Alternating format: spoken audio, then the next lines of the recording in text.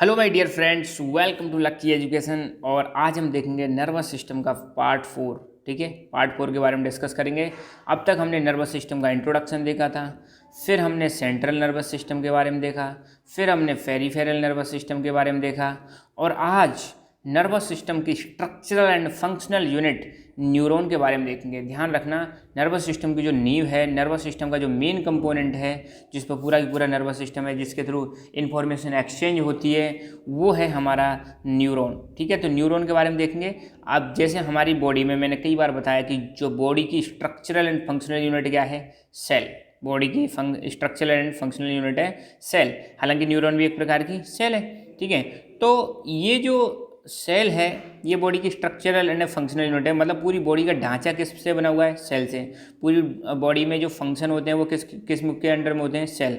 ऐसे ही nervous system का जो स्ट्रक्चरल यूनिट है, नर्वस सिस्टम बना किसका हुआ है, न्यूरॉन्स का बना हुआ है। फंक्शनिंग यूनिट भी कौन सी है, न्यूरॉन्स की है। तो न्यूरॉन बहुत ही इंपॉर्टेंट है और न्यूरॉन के बारे में समझना बहुत ही ज़्यादा जरूरी है। तो स्टार्ट करते हैं न्यूरॉन के बारे में। तो न्यूरॉन का कुछ ऐसे स्ट्रक्चर होता है, एक तरफ का ऐसा स्ट्रक्चर होता है, फिर कुछ ऐसे, फिर कुछ ऐसे।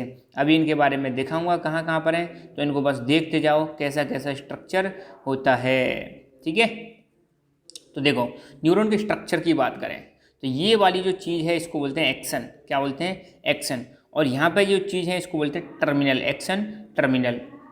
टर्मिनल मतलब अंत। ठीक है, और ये जो स्टार लाइक स्ट्रक्चर सा निकला हुआ है ये इसको बोलते हैं डेंड्राइट। और बीच का जो पार्ट है यहाँ पे इसको बोलते हैं सेल बॉडी। क्या बोलते हैं, सेल बॉडी। ठीक है, यहाँ पर एक स्टैंडर्ड डायग्राम देखते हैं जो कि क्लास 12 का बायोलॉजी का डायग्राम है। ठीक है, ये बना लोगे तो मज़ा आ जाएगा। तो ध्यान देना, ये पूरा क्या है, सेल बॉडी।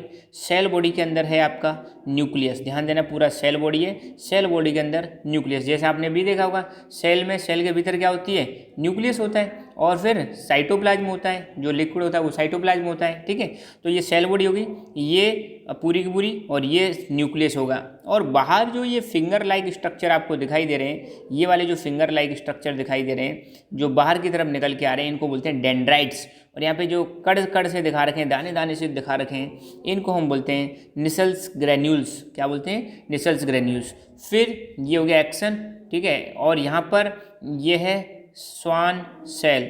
ठीक है, क्या है, स्वान सेल। और यहाँ पर जो कवरिंग सी ये दिखा रखी है इसको हम बोलते हैं माइलिन शीथ। क्या बोलते हैं, माइलिन शीथ। और यहाँ पर ये ऐसे करके स्ट्रक्चर है, इसके बीच में यहाँ पे जो गैप है, ये वाली जो जगह है इसको बोलते हैं नोड ऑफ रणवीर। क्या बोलते हैं, नोड ऑफ रणवीर। और ये हो गया आपका एक्सन, टर्मिनल। और यहाँ पर ये जो गांठ गांठ सी दिखा रखी है ये है साइनेप्टिक नोब। क्या है, साइनेप्टिक नोब। अब ध्यान रखना ये वर्ड बार बार आएंगे तो उनका आपको नाम याद रखना है। तो पहली बात, neuron is structural and functional unit of nervous system. एक नंबर का क्वेश्चन आ सकता है, which is the structural and functional unit of our nervous system. Then आपको आंसर देना है neuron. The transmission of signals, transmission का मतलब सिग्नल्स को एक जगह से दूसरी जगह भेजने का जो काम होता है बॉडी में अलग अलग पार्ट्स तक, वो किसके थ्रू होता है, न्यूरॉन्स। ठीक है, आपको पता है ब्रेन से सिग्नल बॉडी के डिफरेंट पार्ट्स तक जाता है और डिफरेंट पार्ट से ब्रेन तक सिग्नल जा रहा है। तो उसको लाने ले जाने का काम कौन कर रहा है, तो उसमें हमारी बॉडी में पूरी में न्यूरॉन्स का जाल बिछा हुआ है। जैसे इलेक्ट्रिसिटी को फ्लो करने के लिए क्या चाहिए, कोई वायर चाहिए, कोई कंडक्टर चाहिए। सिमिलरली यहाँ पर भी ऐसे समझ लो न्यूरॉन है जो एक प्रकार से वायर की तरह काम कर रहे हैं, जिसके थ्रू सिग्नल का क्या हो रहा है, ट्रांसमिशन हो रहा है। सिग्नल ट्रांसफर हो रहे हैं ब्रेन से बॉडी में, बॉडी से ब्रेन के डिफरेंट पार्ट्स में, या ब्रेन से बॉडी के डिफरेंट पार्ट्स में। Neuron connect almost all the tissues and organs with the central nervous system. देखो कितनी बड़ी बात कह रखी है। हमारा जो सेंट्रल नर्वस सिस्टम है जिसमें ब्रेन और स्पाइनल कोड आते हैं, उसको बॉडी के सभी टिश्यू से कनेक्ट कर देता है। लगभग सभी टिश्यू से कनेक्टेड होते हैं। कौन, न्यूरॉन्स कनेक्टेड होते हैं। क्योंकि भाई इन्फॉर्मेशन भी कौन लेके जा रहा है, न्यूरॉन लेके जा रहे हैं। अगर इन्फॉर्मेशन नहीं जाएगी तो वो बॉडी का पार्ट पर्टिकुलरली काम करना क्या कर देगा, बंद कर देगा। Neurons receive both external and internal stimuli. Neuron जो होते हैं दोनों प्रकार के सिग्नल रिसीव करते हैं। एक तो बॉडी के अंदर से, जैसे मान लो आपको प्यास लगी तो भाई ये जो स्टिमुले कहाँ से क्रिएट हुआ, अंदर से क्रिएट हुआ, इंटरनल स्टिमुले। आपको जैसे मान लो प्यास लगी, टॉयलेट लग रही है, कुछ खाना खाने की इच्छा हो रही है, तो अंदर से भी बहुत सारी चीज़ें होती हैं जो आपको सेंस मतलब इंटरनली मतलब फील होता है, तो वो इंटरनल स्टिमुले होगी। एक्सटर्नल, एक्सटर्नल मतलब किसी ने बाहर से आवाज़ लगाई, आप आंखों से देख रहे हो तो उससे मतलब कुछ सेंस कर रहे हो, कोई आपको टच कर रहा है तो वो अलग है। तो बाहर से भी एक स्टिमुली आता है और अंदर से भी स्टिमुली आता है। इसको कौन से रिसीव करता है, न्यूरॉन रिसीव करता है। A stimulus travels through one neuron to another and finally reaches to nervous system. अब मान लो बॉडी में कहीं से भी कोई स्टिमुली जनरेट हुई, कोई सिग्नल जनरेट हुआ, तो वो इस सिग्नल एक न्यूरॉन से दूसरे न्यूरॉन, दूसरे से तीसरे, और ऐसे कर करके कहाँ पहुँच जाता है, सेंट्रल नर्वस सिस्टम तक पहुँच जाता है।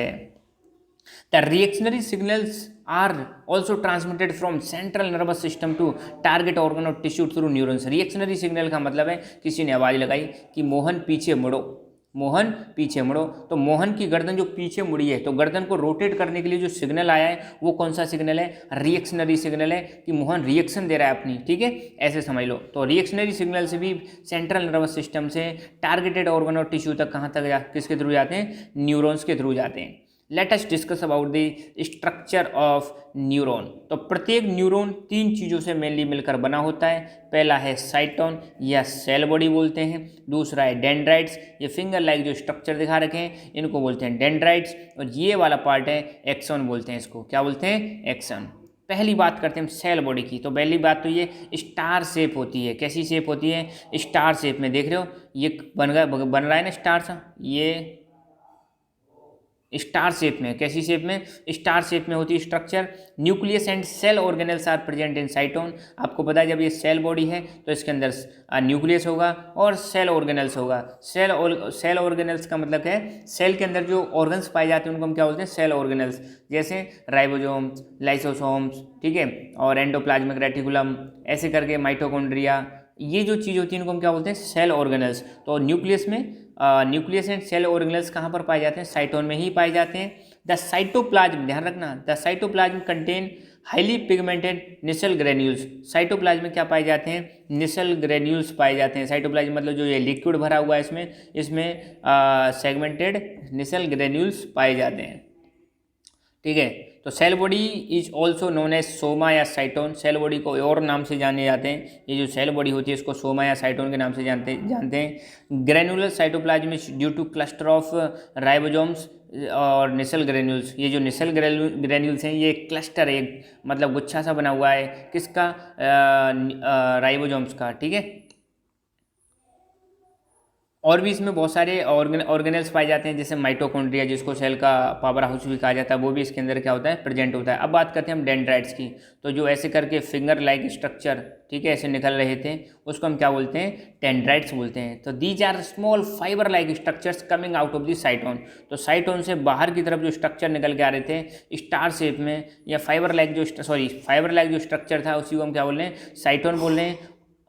साइटोन से बाहर निकल गया, सॉरी मैं दोबारा बता रहा हूँ, यहाँ पे आप देख लो एक बार, ये हो गया अपना साइटोन। साइटोन से बाहर ये जो फिंगर लाइक स्ट्रक्चर आपको दिखाई दे रहे हैं या फाइबर लाइक जो स्ट्रक्चर आपको दिखाई दे रहे हैं, इन्हीं को हम क्या बोलते हैं, इन्हीं को हम डेंड्राइट्स बोलते हैं। और dendrite receive signals and send them to cyton. Body मतलब अलग अलग जगह से सिग्नल कहाँ मिलते हैं, पहले डेंड्राइट को और डेंड्राइट के बाद साइटोन को। तो सिग्नल कैसे आता है, देखो सिग्नल सबसे पहले कहाँ पे आएगा, डेंड्राइट को। डेंड्राइट किसको भेजेगा, इसको सेल बॉडी को, फिर ये एक्सोन के थ्रू ट्रांसफर होगा, फिर ये नोब पर चला जाएगा, साइनेप्टिक नोब, फिर ये साइनेप्टिक नोब, ध्यान देना। अब ये कनेक्टेड कैसे होते हैं, एक न्यूरॉन का जो ये साइनेप्टिक नोब या एक्सन है ये दूसरे न्यूरॉन के डेंड्राइट से कनेक्टेड होता है, ऐसे करके ये कनेक्टेड होते हैं। ये चीज़ आपको ध्यान रखनी है, ठीक है। एक्सोन की बात करें, this is tail like structure, पूंछ की तरह एक स्ट्रक्चर दिखाई देता है जो साइटोन से निकल के आ रहा है, बिल्कुल पूंछ की तरह। ये साइटोन है, ये पूंछ की तरह निकल के आ रहा है, एक टेल लाइक स्ट्रक्चर है। कहाँ से निकल के आ रहा है, साइटोन से निकल के आ रहा है। This axon is covered with this insulating layer called myelin sheath. इस पर एक इंसुलेटिंग लेयर होती है जिसको हम क्या बोलते हैं, माइलिन शीट बोलते हैं। ऐसे करके ये लेयर बनी हुई है जिसको हम माइलिन शीथ बोलते हैं, ठीक है। और end of action has fine branches. Action का जो एंड होता है उसमें ऐसी फाइन हल्की हल्की ब्रांचेज होती हैं। Each branch end in a knob like structure called synaptic knob. यहाँ पे आप देखो प्रत्येक जो एक्शन है उसमें ऐसी छोटी छोटी ब्रांच मिलेगी और ये ब्रांच के एंड में एक नोड लाइक स्ट्रक्चर दिखाई देगा, एक नोब लाइक स्ट्रक्चर दिखाई देगा। इसी को हम बोलते हैं साइनेप्टिक नोब। ठीक है, क्या बोलते हैं? साइनेप्टिक नोब बोलते हैं। Synaptic vesicles are present in synaptic knob. ध्यान देना, ये जो साइनेप्टिक नोब पाई जाती है, जो गांठ सी पाई जाती हैं, इसमें ऐसे करके छोटे छोटे वेसिकल्स मिलते हैं जिनको हम क्या बोलते हैं? साइनेप्टिक वेसिकल्स बोलते हैं। क्या बोलते हैं? साइनेप्टिक वेसिकल्स बोलते हैं। इन साइनेप्टिक वेसिकल्स के अंदर न्यूरोट्रांसमीटर्स पाए जाते हैं और न्यूरोट्रांसमीटर जो होते हैं न्यूरॉन के स्टिमुली में हेल्प करते हैं। ध्यान देना, ये जो साइनेप्टिक नोब होते हैं, साइनेप्टिक नोब में साइनेप्टिक वेसिकल्स पाए जाते हैं, साइनेप्टिक वेसिकल्स में कुछ न्यूरोट्रांसमीटर्स पाए जाते हैं। ध्यान देना, ये हो गया आपका साइनेप्टिक वेसिकल्स। साइनेप्टिक ये वेसिकल्स हो गया। साइनेप्टिक वेसिकल्स के अंदर ये जो डॉट डॉट डॉट डॉट दिखा रखा है, ये है न्यूरोट्रांसमीटर्स। और ये न्यूरोट्रांसमीटर्स क्या करते हैं? ये हेल्प करते हैं सिग्नल को स्टिमुलेट करने में या सिग्नल को स्ट्रेंथ बढ़ा देते हैं। अब आपको पता है यहाँ से कहाँ से ये डेंड्राइट हो गया और फिर ये सेल बॉडी हो गई, फिर सिग्नल आ रहा है, यहाँ तक आते आते सिग्नल वीक पड़ जाता है। तो सिग्नल की स्ट्रेंथ को बढ़ाने के लिए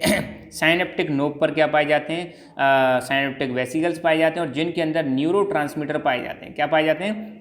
न्यूरोट्रांसमीटर पाए जाते हैं। और ये न्यूरोट्रांसमीटर क्या करते हैं? सिग्नल की स्ट्रेंथ को बढ़ा देते हैं, सिग्नल को मजबूत कर देते हैं। देखो, action send signals to another neuron. ये जो एक्शन है दूसरे न्यूरॉन को सिग्नल भेजता है और टारगेटेड ऑर्गन या टिश्यू को सिग्नल भेजता है। अब ये जो एक्शन है किसी दूसरे न्यूरॉन से कनेक्ट रहेगा। किससे कनेक्ट रहेगा? किसी दूसरे न्यूरॉन से। ये रिसीविंग न्यूरॉन हो गया, ये सेंडिंग न्यूरॉन हो गया। ये एक्सॉन है तो ये डेंड्राइट है, ऐसे समझ लो। ठीक है, the gap between axon of one neuron and dendrite of another neuron is called synapse. 1 नंबर में क्वेश्चन आ सकता है, ध्यान रखना।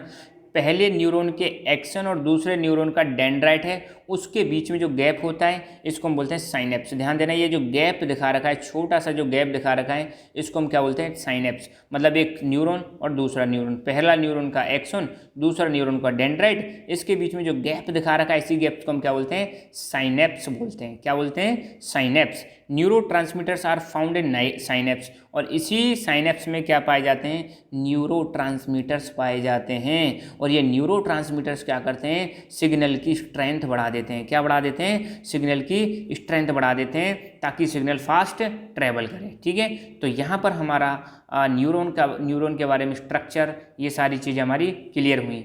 एक लेक्चर और आएगा, इसके बाद हमारा ये चैप्टर और नर्वस सिस्टम भी क्या हो जाएगा? फिनिश हो जाएगा। तो तब तक के लिए thank you so much. Keep learning, keep enjoying and as always God bless you all.